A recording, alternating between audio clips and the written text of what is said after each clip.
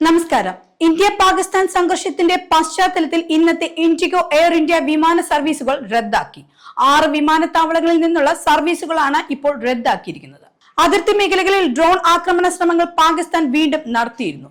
പ്രകോപനം തുടരുന്ന പശ്ചാത്തലത്തിലാണ് വിമാന സർവീസുകൾ റദ്ദാക്കിയത്. ജമ്മു, ലേ, ജോധ്പൂർ, അമൃത്സർ, ഭുജ്, ജാംനഗർ, ചണ്ഡീഗഡ്, രാജ്കോട്ട് സർവീസുകൾ റദ്ദാക്കിയതായി എയർ ഇന്ത്യയും അറിയിച്ചിട്ടുണ്ട്. പഞ്ചാബിൽ വിഷമദ്യ ദുരന്തത്തിൽ 14 പേരാണ് മരിച്ചത്. 6 പേർ ഗുരുതരാവസ്ഥയിൽ ചികിത്സയിൽ തുടരുന്നതായി പഞ്ചാബ് അധികൃതർ അറിയിച്ചിട്ടുണ്ട്. മദ്യം നൽകിയ ആളടക്കം 4 പേരെ പോലീസ് പിടികൂടിയിട്ടുണ്ട്. അമൃത്സറിലെ മജിദയിലാണ് സംഭവം നടക്കുന്നത്. സർക്കാർ സാധ്യമായ എല്ലാ സഹായങ്ങളും നൽകുന്നതായി വിതരണക്കാരെ അറസ്റ്റ് ചെയ്തതായി അമൃത്സർ ഡെപ്യൂട്ടി കമ്മീഷണർ സാക്ഷി സാവ്നി പറഞ്ഞു. മജിദയിൽ ഒരു നിർഭാഗ്യകരമായ ദുരന്തം സംഭവിച്ചു. ഇന്നലെ രാത്രി 5 ഗ്രാമങ്ങളിൽ നിന്ന് മദ്യം കഴിച്ചവരുടെ നില ഗുരുതരമാണെന്ന് ഞങ്ങൾക്ക് റിപ്പോർട്ടുകൾ ലഭിച്ചു എന്നാണ് അദ്ദേഹം വ്യക്തമാക്കിയത്.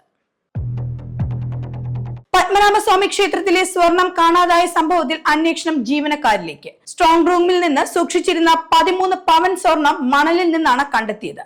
പോലീസും ബോംബ് സ്ക്വാഡും നടത്തിയ പരിശോധനയിലാണ് മണലിൽ നിന്ന് സ്വർണം കണ്ടെത്തുന്നത്. സംഭവത്തിൽ സംശയിക്കുന്ന 8 പേരെ ഫോർട്ട് പോലീസ് ഇന്നലെ ചോദ്യം ചെയ്തിരുന്നു. ഇന്ന് വീണ്ടും ഹാജരാകാൻ ആവശ്യപ്പെട്ടിട്ടുണ്ട്.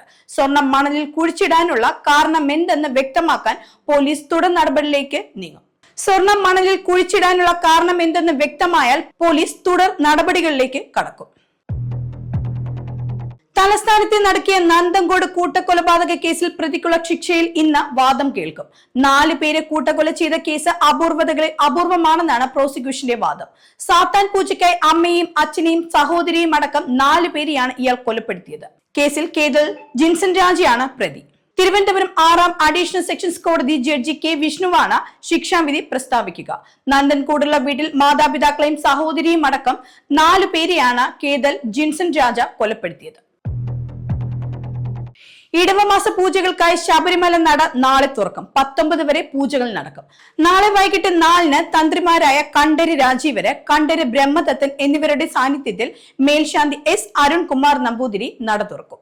ദിവസവും ഉദയാസ്തമന പൂജ, പടിപൂജ, കളകാഭിഷേകം എന്നിവയും വിശേഷാൽ പൂജയും വഴിപാടായി നടക്കും. രാഷ്ട്രപതിയുടെ സന്ദർശനം ഒഴിവാക്കിയതിനാൽ 18-നും 19-നും തീർത്ഥാടകർക്ക് ദർശനത്തിനുള്ള വെർച്വൽ ക്യൂ ബുക്കിംഗ് അനുവദിച്ചിട്ടുമുണ്ട്.